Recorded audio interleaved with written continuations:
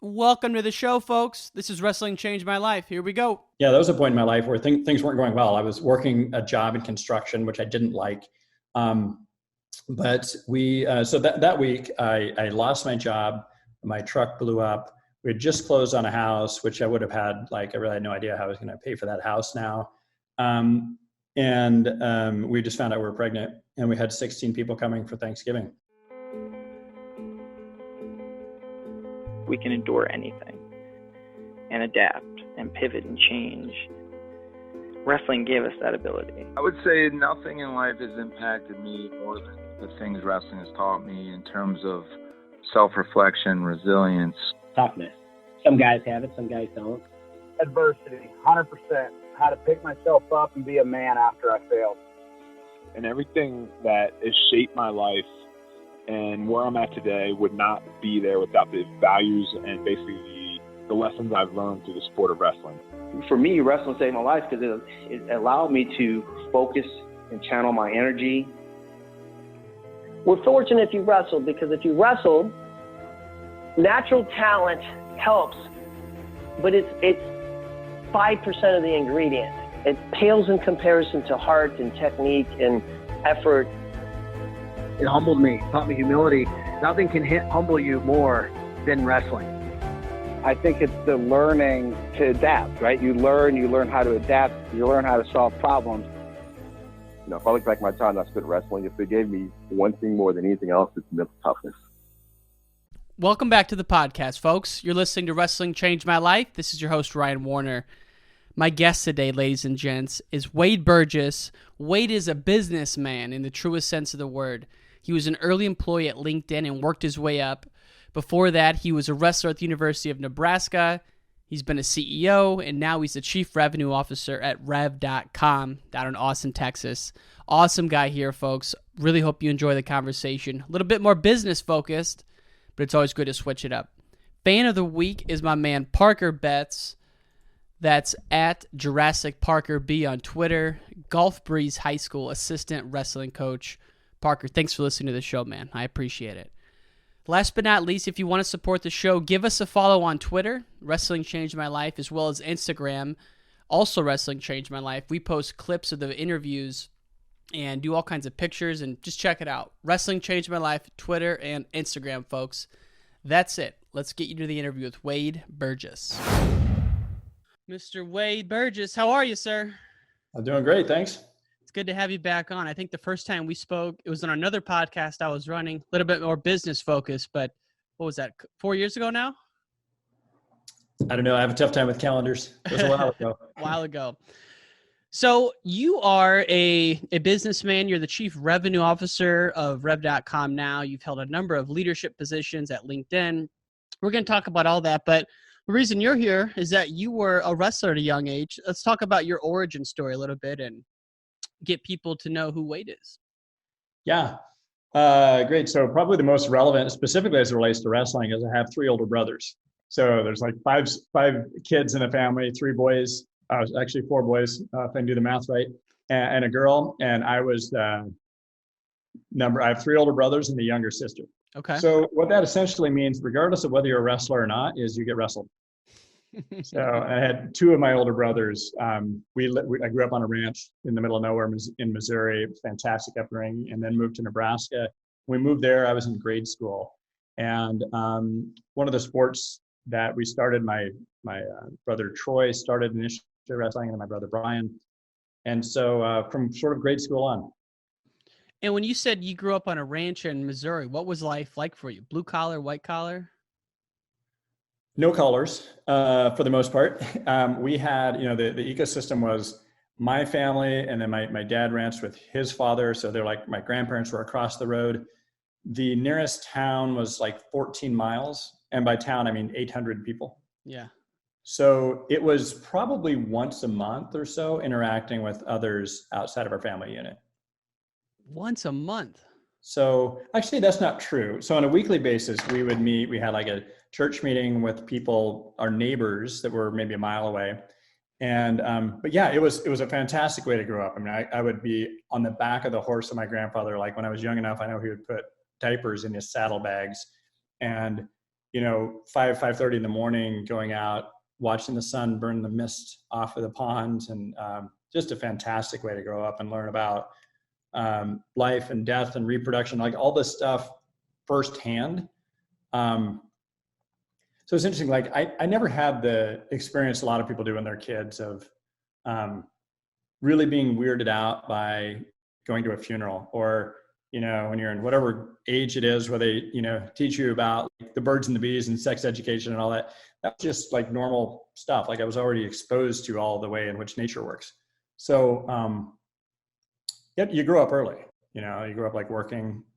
I worked from like, I don't know what age, as long as I can remember. And, I never thought about hours either. There isn't a clock in, clock out. And there really is a blurry line between work and play. And did you love it as much as your family did? I did. It was a great way to grow up. I loved it. Yeah. And it was just part of your identity. You just did what you needed to do. Had a lot of horses. I loved horses. And that was kind of what we did. And when you say ranch, what were you raising, cattle or raising crops? What does that mean? Mostly cattle. Yeah. We had, I should probably know this, but I think maybe 1,000 acres or so. It was mostly cow-calf operation, which for people that don't know, basically means we had cows, and then they would have babies in the spring. They would have calves, would raise them, and then you sell the calves, and then the next year you'd have another set of calves. My grandfather was pretty innovative for the time. It was a very long time ago, but I think he started in the late 60s, early 70s doing what's called artificial insemination.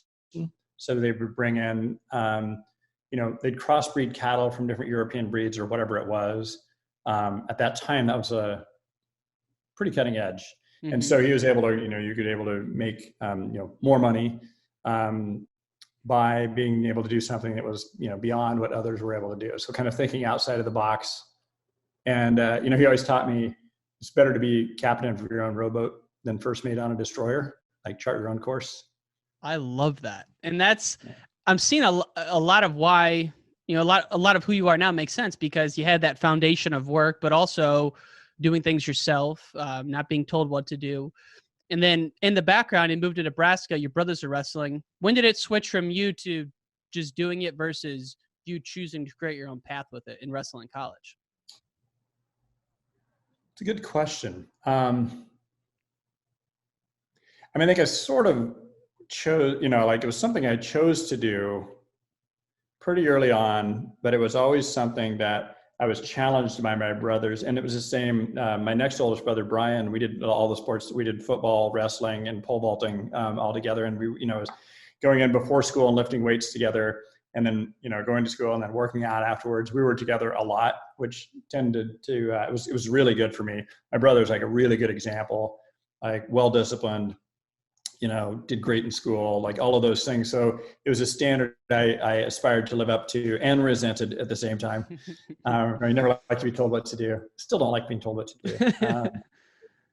But definitely I started seeing what was possible when I started seeing him having some successes, qualifying for state tournaments and things like that. When it really became my own, he was 2 years older. So when he graduated, I was a junior in high school. I'd created the disciplines, I'd created the work ethic, a lot of the skills. We went to camps in the summer together too. So we'd go to wherever the best people were. At that time, it was, Dan Gable's camp in Iowa. We went to, camps in Colorado and Missouri and all over the place. But when he was gone, he went to Wrestle at Northwestern. And then when I was in high school, then it was me. And I realized also there was a big leadership gap, because my brother and his teammates were leaders on the team, and suddenly there was a void and had to step up. That was a real telling moment, I think, of is it going to be mine, or is it just going to be something I do because my brothers do it? And that was a really telling year for us, because we'd always had great talent on our high school team, but never really had a significant anything to show for it. Some state place winners and stuff. But we got a new coach that year. And that was a pivotal moment for me. We'd had a really nice guy before who knew wrestling well. And then we had a person come in who was very soft-spoken and an English teacher. But what I learned later was also wrestled in the Marine Corps. Ooh. And put us through the type of rigor. We can talk about that later. But We ended up winning state championship that year, and just like it was a life-changing moment. So I really became my own that year. In 1 year like that, the team, I mean, maybe you guys were placers before, but to be a state championship team is a big deal. I don't know that, let me think about this. I don't think we even had any returning state qualifiers. Let me think about that. No. So my brother's class would have been 2 years ahead of us, had some really good kids on it. We ended up, this coach came in, Dave Ciccone, just fantastic individual.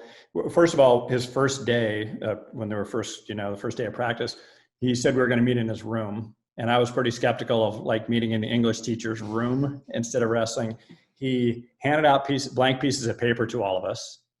And he said, I want you to write down 3 things you're going to accomplish this year. It was the first time in my life I ever had anyone had me write down a goal. Really? And I actually didn't know what to put down. One thing the only thing I remember I wrote down was to give my very best every time I put step foot on the mat. Pretty vague, didn't know much about goal setting, but I think I did that year.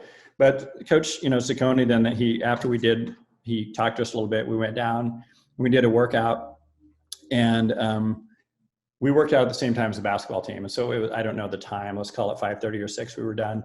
Well, the basketball team was done. We were done wrestling, and he said, put your running shoes on. So it was that was the first moment I realized we were going to probably do a little more than we thought we were going to do. And he disciplined us in a way, probably his military background. But we did the same drills, singles, doubles, high Cs. We do 100 a day, every day. And if you look at Malcolm Gladwell's book about 10,000 repetitions, 100 a day, probably 100 days in the season, we probably did 10,000 reps of those. And we hated it. We hated that repetition. We want to do the cool stuff and the new stuff, the fancy stuff. And Ciccone wasn't having any of that.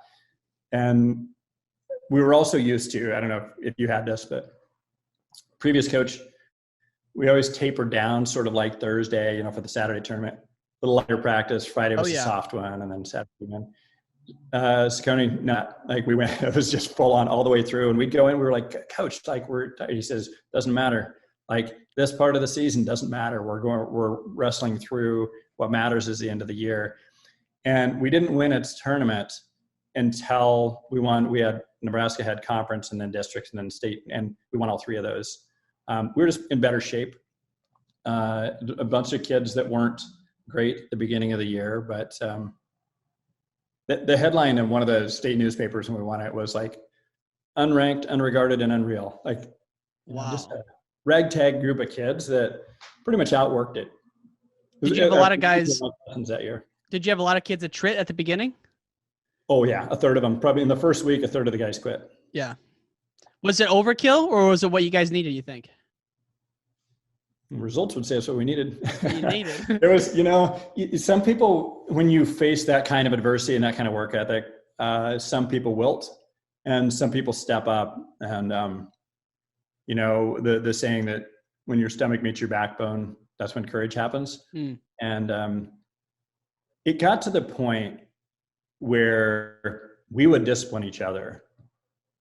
Wow. We had this one hallway we ran. It was like a circular thing we would run. And I remember middle of the season, there was a guy he got by on a lot of natural talent. And he was like ducking off in a corner instead of running an extra lap. And, he found himself in the middle of a trash can being rolled down the hallway by the rest of us at one point. It was like not having any of the sloughing off, like as a team, if we're going to do it, you're going to do it.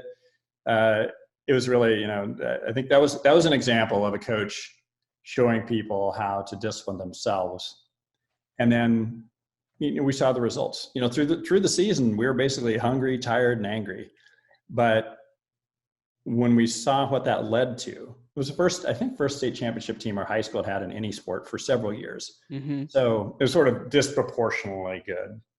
And a lot of lessons learned. I still reflect on that in a lot of ways when I'm putting teams together or when I'm doing something myself. What about that do you reflect on outside of the pure work ethic? Because anyone can make kids run, but it seems like it was much more than that. Well, I think one of the things is like focus on the basics. a lot of times people want to do the new, creative, interesting thing. The fundamentals of almost any skill set are what matters, and getting that muscle memory or mental memory, so that it's your reactions are the emotions that you need. I think that was really important. I think the other thing is being really careful not to just bet on natural talent. Mm-hmm. Hard work will beat talent when talent won't work. Yeah. I think that was, the fundamental, and then delayed gratification. I was cutting a ton of weight that year, like unwisely. So I was eating between 800 and 1,000 calories a day, working out 3 times a day. It's just not great. But you realize what you can do, what you're capable of when you're in that mode. And then finally, I would say, be really conscious of what other people are going through. And, I think we had teammates who, some came from really good home situations, some came from really bad situations. But when we all stepped on the mat together, we were a team. Mm-hmm. And, I saw the value added to the lives of people. I was fortunate. I had like a wonderful parents and siblings and stuff, but a lot of them didn't. And I saw what that team added to their life, not just there, but beyond, and how their life has gone since then. And I've thought about that in business and in other settings, that you can make a big difference in somebody's life by giving them something positive to focus on, work toward, get some wins in their life, and they can break out.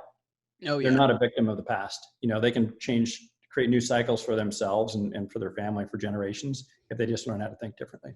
And that holds true with any walk of life, where you never know what the other person has going on in their life. You may meet someone on the street and they're real rude to you. Maybe they just got divorced, right? You never know what that person's going through. And so when you think about all those lessons you learned during that, especially that year, I mean, man, I didn't know that story. Can we jump forward to the one, was it a Thanksgiving week where you had a number of unfortunate events that you blogged about? It's not that I like talking about the bad times, but I do, because it reminds me that someone like you, who's successful, you're doing really well, as a great family, that even you have gone through peaks and valleys. And I think as the people listening to this some of them are interested in business, I think they'll be curious to hear this story. So that was, if I ever write a book about my life, that chapter will be called 1 Week in November. Success, but character is not built on the mountaintop. Like, if you're not going through valleys, you're not growing. But I've had a few things. Everybody's gone through things. I don't put mine that highly, but there was a week where, there was a point in my life where things weren't going well. I was working a job in construction, which I didn't like. But so that week I lost my job. My truck blew up. We had just closed on a house, which I would have had, I really had no idea how I was going to pay for that house now. We just found out we were pregnant, and we had 16 people coming for Thanksgiving. So it was a pretty major week. Other than not having transportation, a job, or a way to pay for my house, and support all these people coming in, it was a good week. But yeah, it was.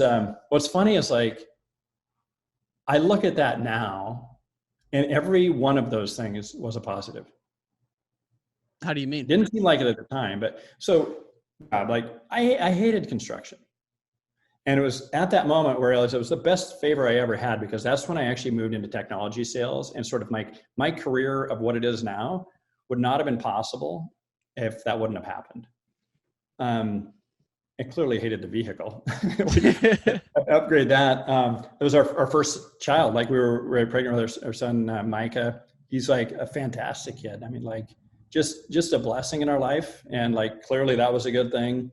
It's wonderful to be able to, if you look at everything that happened that was a negative, all of them turned out to be positives. And I think that idea that every adversity holds a seed to an equal or greater benefit, I can point back to that. And I think almost anyone, you could do the same thing with your life. I'm sure that some of the negatives at the time, the most painful points, you look back and go, wow, that actually turned out to be an important pivot for me. Yeah, absolutely. Now, were you not in sales at all before that? Were you a laborer? I was a laborer. Now, there's a little bit of an asterisk. I've always had side hustles. Sure. I had a direct sales business at the time in health and wellness. I had been entrepreneurial, had several businesses. I was in construction. Basically, one of my brothers and I had a construction business prior to that, and then ended up later working for a guy, and I was working for that guy at the time. But yeah, things weren't going well. Like it was not an ideal state, and I was like literally pouring concrete for a living. So wow, not perfect. And it's dangerous to get into the path where you have obligations, and so you have to have some standard of income, and you can't take the risk. So you were right at that crux where 3 months down the road, you maybe would have been a construction person forever. Who knows? I mean, probably not, because you're so driven, but like the people who start getting debt and they accumulate things, and they have to keep the job they hate just to maintain all their possessions. That gets to be a scary place, and you're kind of locked in and feel trapped. But luckily, this kind of happened to you right at that juncture. No, I mean, you're absolutely right. And that point, getting locked in to material things is one of the worst things in life. Like I know this podcast doesn't have anything to do with that really, but I mean, giving yourself options is one of the most wise things you can do in life. And being burdened with stuff, especially, like status is usually buying things you can't afford with money you don't have to impress people you don't like.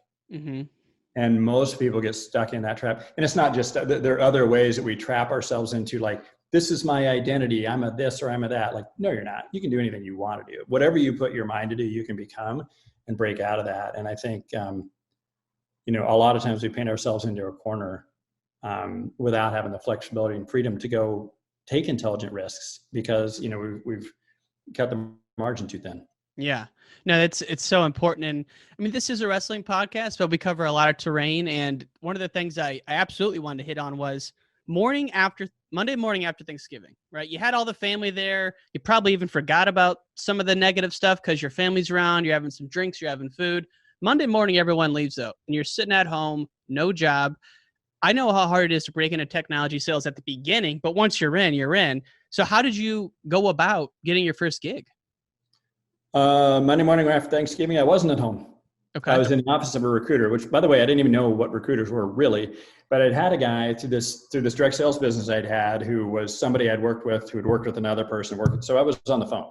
I was like, one thing, like back to work ethic, I learned how to hustle. And so I ended up talking to a guy who worked for a staffing firm, and somehow he got me an audience with the guy that owned the company. I had nothing. I didn't have a resume and any of that.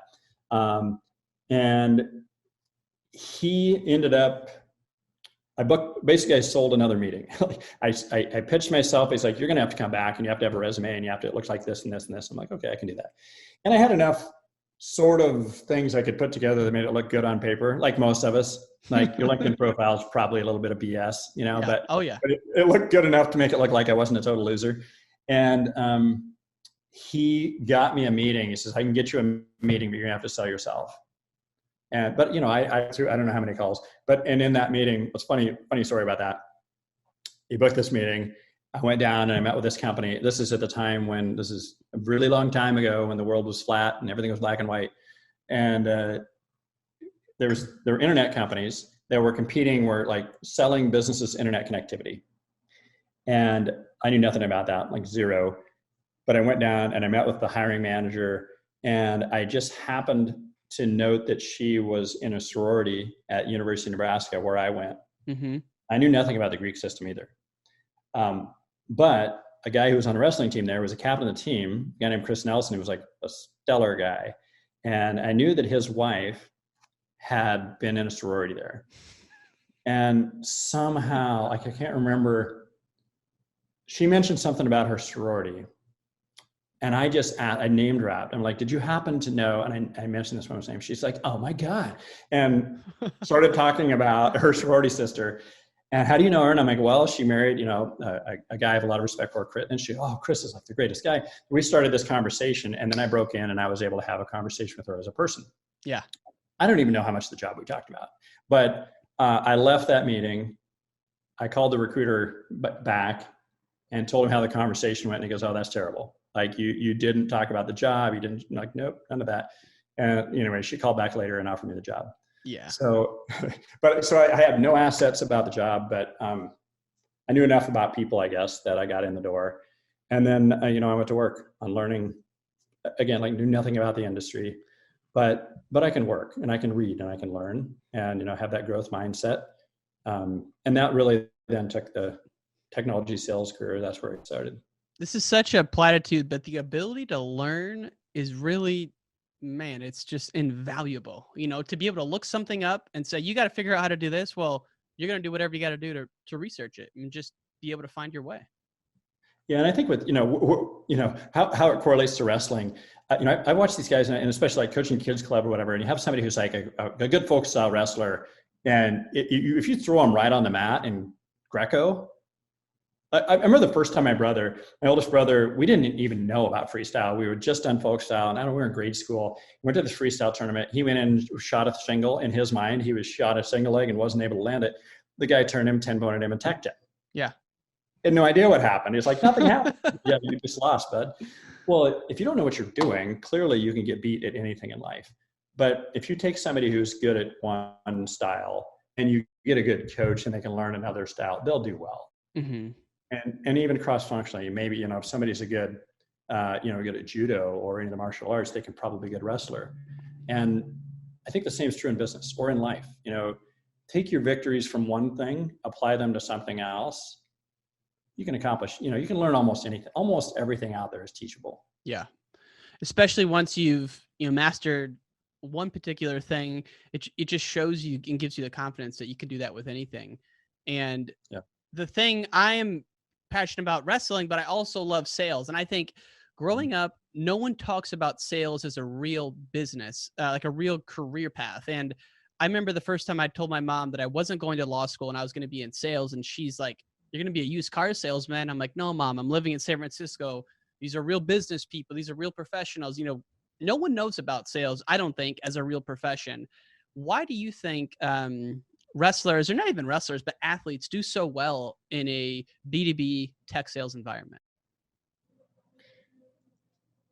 It's probably the same fundamental mental cycles that make you great at a sport or in music or in the arts or anything that is output related.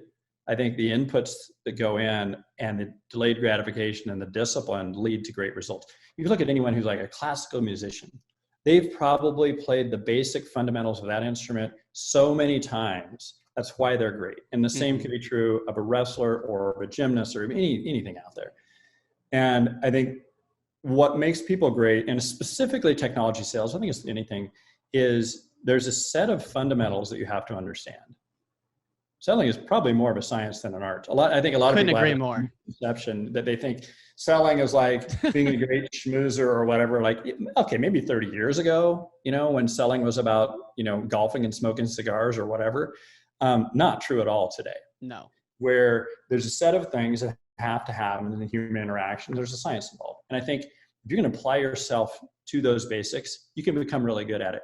I think there's also something about integrity and honesty that I can relate to sports. I can't relate to a lot of other disciplines, but you can't cheat anybody, with your disciplines. Yeah. As an aside, I'm like in a rental house that has a landline. That's a landline. Wait, I'm telling you, every time I do a podcast, I've been doing a lot of in-person ones lately for a documentary, and that's where I really make sure there's no noise distractions. Every time a landscaper will come, the grandfather clock will go off. The landline, though, that's a new one. I haven't heard that in a while. It's and this house is decorated very much like a landline owner would decorate a house. It's pretty funny. But you know what, as an aside, one thing I love about the pandemic is I don't care if you're the CEO of a publicly traded company or if you're like, temporary receptions, it brings everyone together. We're all in each other's living rooms. Yeah. And it really humanizes the interaction of people. I kind of like that a lot. I also like how much time we're spending with our families too. Absolutely. Everyone's around each other. You get that uninterrupted time with people. There's so many benefits. That's probably true of anything, but back to the adversity creates benefits. There have been so many benefits from this pandemic where most of the extemporary noise and meaningless stuff in life, a lot of it went away. Mm-hmm. And you're around people. Now, there are a lot of people who are, you know, single or live by themselves, and it creates a sense of loneliness and a sense of, you know, separation. I think it's important to be thoughtful about, you know, reaching out and making sure that human interaction's there. But in general, there've been some good things. Yeah. Also, not wasting a lot of money doing stupid stuff. That's the thing too. And the commute times I don't commute anyway, but the people who do commute, I think that's the worst way to spend your day. And hopefully that's done. To tie it back to just real quick on the sales thing, the one piece that I think to your point, musician, artist, it's all the same. We know athletics. That's what we're going to focus on. The thing about sales though, and why to me wrestlers make great salespeople, it's the instant feedback loop and the self-awareness, because you're going to have wins and losses throughout the day, whether you're trying to prospect someone and they tell you they don't want to talk to you, right? Or you're cold calling, or you have a meeting. You know, it's constant feedback all day long, and how you see that feedback and how honest you can be with it, to me, is the predictor of success in a lot of things, especially sales, though. I totally agree. That honesty thing, and this is one of the things I think directly correlates to wrestling. I don't think I've ever had somebody who had been a good wrestler and moved into sales. I don't think I've ever had them complain about the quality of the leads or the product features or the time of day, or it's the holiday season, all this external stuff that salespeople complain about. One of the things about wrestling is it's an intellectually honest sport. Mm-hmm. If you got beat, you got beat. I mean, there's a few people who will blame the ref every once in a while, but for the most part, it's you and your opponent. There's no equipment. It's like very raw truth. You either score points or don't score points. Like you win or you lose, and everyone's looking at you. I don't care if there's 10,000 people in the auditorium or zero. It's you and that opponent. And I think that as you apply that into sales, it's that's selling. Like there are very few external circumstances that can keep someone who wants to be great from being great. Mm-hmm. Yeah. And when you think about your career, you really cut your teeth at LinkedIn and really rose through the ranks. You lived in London, I believe. You held, several super high level positions. But something you said earlier jumped out to me as, you were a bit of an entrepreneur, right? Your family kind of did their own thing. You didn't like being told what to do. Now you're a chief revenue officer, so you're running your own gig. But how did you not survive, but how did you deal with working in a massive company for 10 years, kind of being a part of that machine? Or was LinkedIn not big enough that whole time? Well, the good news is I joined it before it became that. Although gotcha. What's really funny, I went to work for LinkedIn. I was employee number 292, but I think we had less than 200 employees when I joined because of turnover, somewhere in there. And yet it was the biggest company I'd ever worked for. I was in Omaha, Nebraska. I was hired as an individual contributor rep to a team of probably 20 or so salespeople total, something like that, maybe 30. And I still thought it was big. It was a big California company.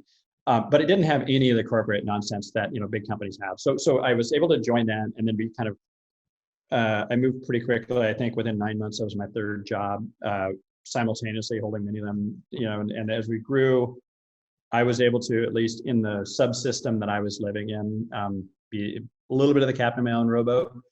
I will tell you this though, through that experience, I had to learn what was important and what wasn't important. I did get annoyed with what I would consider corporate nonsense. Yeah. And then I also understood some of it, like, oh, this is actually important. And getting that context was really, the things that I thought were important or my opinions aren't the only way to look at things.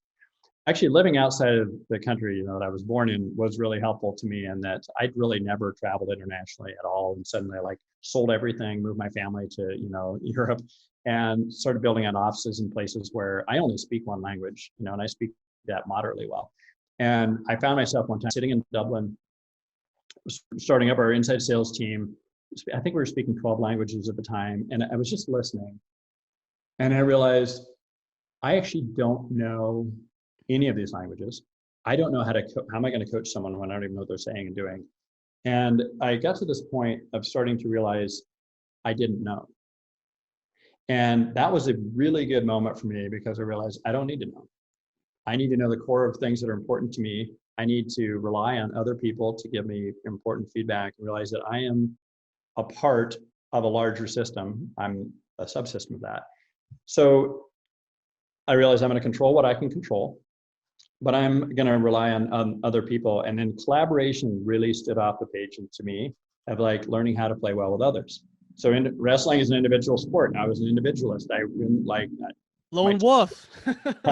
Yeah, I mean, it's not, but I realized, okay, but there are other people around me and they think differently. And the same was true with, as a leader, I realized I was limiting who could be successful if I was only attracting people that looked, thought, and believed like me. Yeah. So I had to open that aperture up and realize, yeah, like the general ideas around diversity, inclusion, and belonging, for example, that's just a way to build a better team, a broader team with different strengths and skills and ideas. And once I realized to get outside of my own thinking and incorporate others, it was really helpful. Not that I had to rely on them. It was that we relied on each other to be successful. So I think I learned that being a part of something small that went something very large, I didn't have to put up with, if you will, like the big corporate stuff. I actually needed to add to it and realize, like, instead of fitting into a culture, like helping shape it in a way that, in the way that I could.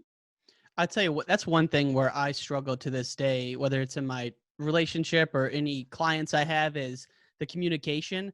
I like to just run, get it done. And if there's mistakes, we'll clean it up later. But I think what you just said is something super important that a lot of people, I think, struggle with when they come from an individualistic sport. Yeah, it is harder, but also realizing that, I think it was President Lincoln, that said, every man is my superior in some way, and in that I will learn of him. Yeah. Clearly that's gender neutral. Like, that's true. Men and women, like, you learn from any circumstance, any situation. And I think people who struggle with that, one thing as wrestlers we have to do is like get off of our arrogance. Yeah. Yeah, it is about us, but life's not about us. Like, when it's on the mat, it's you and the other person. But, one of the reasons that you're on that mat is you've had how many coaches in your life? You've had parents taking you to and from, you've had teammates helping you get better. There's a whole group of people that contributed towards why you're where you are. And while the sport itself might be sort of on the mat, your life isn't. Yeah. And there's a lot of people around you. And the same is true in whether you're an entrepreneur, sole proprietor, or whether you're working in a 100,000 person organization. We all rely on each other. And now once you kind of take all of that, your business, and then you say, all right, well, Wade's also got a great family. I know your kids wrestle. I want to shift and kind of wrap down with wrestling and current events. What are you seeing now with the RTC movement, with youth wrestling, with women's wrestling, that excites you and has really changed since you were a wrestler yourself? I don't know if it's my perspective of the sport, but I like how international the sport is. And again, like, that might just be like, I'm understanding it more. But I like it's such a unifying thing. Mm-hmm. I think it was a few years ago when the Team USA was, it was very close to not being able to go to Iran to wrestle. Yeah. And I remember Jordan Burroughs and others really pushing for that. And I watched like all of this like political strife, and yet the wrestlers all wanted to be together. And they wanted to compete. The borders didn't exist. I like that sort of unification of a group of people, that like you get politics aside, you get economics aside, is that. And then if you take it on a more local level, you look at an organization like Beat the Streets in Chicago, well, in lots of different places, Beat the Streets Chicago with Mike Powell and team, and what they're able to do and empower youth to channel energies in a positive way and build character and learn all those things that we talked about earlier in this conversation to their lives, and maybe break out of tough situations. Yeah. So I am starting to understand that what you do is less important than who you become. Love that. So, and I know. Yeah, I see wrestling as a way of becoming a better person and, essentially creating a better world, and at least in the world that we live in. And let's wind down with this. There's a lot of parents that listen, but also a lot of 20 somethings that are listening. You are someone who's had a tremendous success in the business world, and anyone would be happy with a fraction of your success. Share your thoughts on, a 20 something right now who hasn't really found their path yet. Any career advice you might share with them that you tell your kids, or that you would tell your younger self even, that you had no idea about when you were in your 20s? Well, I think I'd be thoughtful about defining success. So, one definition I like a lot, Jeff Weiner talks about success being, excited to go to work in the morning, excited to go home in the evening. I think that's a good professional, definition. But I would say that success, a lot of it is about building the right relationships in your life.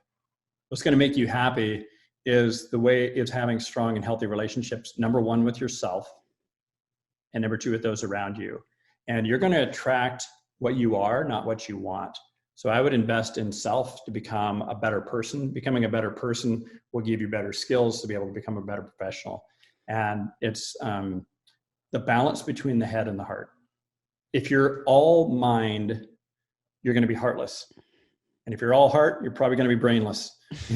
Balancing those two is really important. And, I think it's important. I can tell you, one of the most important decisions you'll probably make is the partner you choose. If you choose a partner in life, and that will define a lot of who you are and a lot of the happiness in life.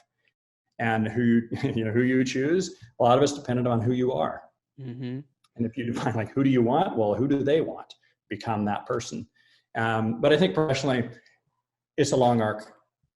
The short term, maybe I'll say this: eat your vegetables. And what I mean by that is make the decisions that are going to be long term good for you. The short term temptation of a sugar high, that's use that analogy for any part of life, leads to a crash. So thinking about those things, make the choices. They're going to be healthier mentally, physically, spiritually, emotionally, financially. Those decisions that you make have a compounding effect over time. You make good decisions now, your 30s, 40s, 50s, and beyond are going to be fantastic. You make bad decisions now, you can be digging out of a hole the rest of your life. And I think it all starts with challenging the definition of success, because if everything you do, we would assume, is to be successful, well, what does that mean to you? And if you're taking someone else's definition, everyone thinks of money right away, right? And there's nothing wrong with making money. And maybe that is your definition of success. I wouldn't recommend it, but you got to have money to do a lot of things. So I think just challenging that right away is a great way to start. No one even thinks about that. I know I didn't. Yeah, I'll close with this idea. So this is a story from my grandfather. There's an old man, and he had an old mule, and this mule had worked with him for a long time. Mule walked along, fell in an empty well, down to the bottom of the well. The man looked down. He knew there was no way to get it out. And so he thought, well, the only thing I'm going to do is it's time to bury the mule. And he invited his neighbors over to help him bury this old mule in this empty well. So they came over and they started digging a shovel full of dirt and dumping it down onto the mule. But what ended up happening is when that down in the well, the mule, pile of dirt fell on him. He would just shake it off a little bit and step up. And the next shovelful came down, he would shake it off and step up. Obviously what ended up happening after hundreds of shovelfuls of dirt, the mule shook it off, stepped out of the well and walked away. And I think that's such a good analogy that what do you do? You're going to be in these moments where stuff happens, the dirt's falling on you, you shake it off, you step up, eventually you'll step out of that situation. And having that mindset that things are going to happen. Life's going to be imperfect, shake it off and step up. The Brits say, keep calm and carry on. Don't get too worked out don't get too worked up when things don't work out. That if you keep disciplined, you keep focused in the same way you have with the sport of wrestling, that success will end up happening. The difference in life, I think, than in wrestling is there's not a time limit. The whistle doesn't stop and it's over. Mm-hmm. If you're behind, you still have a chance to win. Love it. Wade, thank you very much for your time, sir. It's been a real pleasure to know you these past 4 or 5 years. I'm glad we could get you connected with Mike Powell, and even better to have you on here. Thank you again. Thanks, Ryan. Great to see you, man. And all great things must come to an end. If you want to hear more from the podcast, text Wrestle to 555-888. That's Wrestle to 555-888. You can also find us on Instagram, Wrestling Changed My Life, Twitter, Ryan_N_Warner, as well as our website, WrestlingChangedMyLife.com. Take care, y'all. Take care, y'all.